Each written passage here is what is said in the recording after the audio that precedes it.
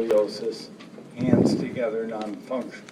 So I spent 30 years of my life physically caring for her, okay? Passionate bond with my daughter, okay? I was also board president of the local YMCA, and I was heading up a pioneering Healthier Communities movement sponsored by the CDC and the Robert Woods Johnson Foundation for our community in Bristol to get rid of obesity, childhood obesity, just make it a better, healthy community. I was an elder at church. I all of a sudden had some foot slapping with my distance running. I'm a 40,000-mile runner, 6-time marathoner, qualified for the Boston Marathon 3 times. I ran a 2-hour, 41-minute, 25-second marathon in Columbus, Ohio, which is 6 minutes a mile.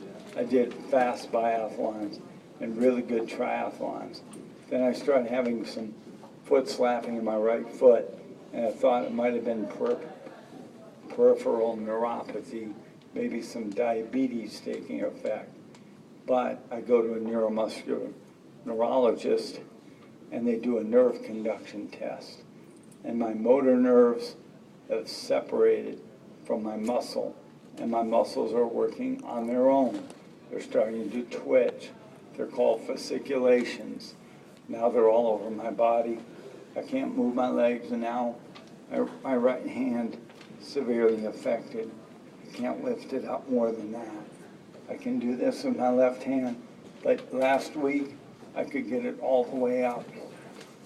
It is so insidious as it takes you down to death. Now, the biggest fear we've had is that in the last 5 months, my diaphragm is being affected. And that's the last thing you expect with ALS, but it's hitting me early on. Because I was told neurologists don't know where this disease is going to go next in your body. It could go to my throat and take my speech and my swallowing, but instead it's going to my diaphragm. I was 120 level breathing function test when I first got this disease. I am below 60 now, and it's dropping pretty considerably. I have a BiPAP machine on at night to help me breathe. I'm going downhill fast. We need funding. And the request is $10 million for the registry and $10 million Department of Defense. We need $100 million because stem cell research that's being done at Emory in Atlanta, where I go, that costs $6 to $7 million in itself, just for a second phase stem cell injection clinical trial.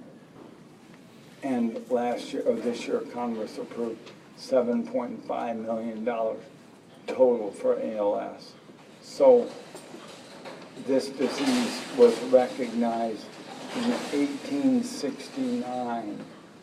Lou Gehrig got it in 1938. He died in 1942, and my neurologist, Dr. Jonathan Glass, will tell you that in the 20 years of seeing 2,000 patients, he has not helped a single patient. No one survives. Bill was actually very impacted by the underfunding of the disease because at Emory, they're doing stem cell research. They made it through the first phase where they actually had one person that had some of his symptoms reversed, and several people had their symptoms slow. So now they were going to do a second phase, and we're very excited that he was going to be able to be in the second phase, and they were supposed to start that way back in October. And so when we come in December, and they tell us that we hope to start it in February, but we're sorry you're no longer a candidate because you don't walk anymore.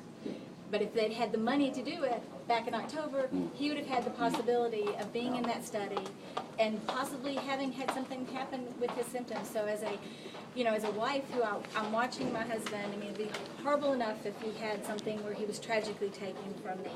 But to watch him go away from me piece by piece by piece by piece.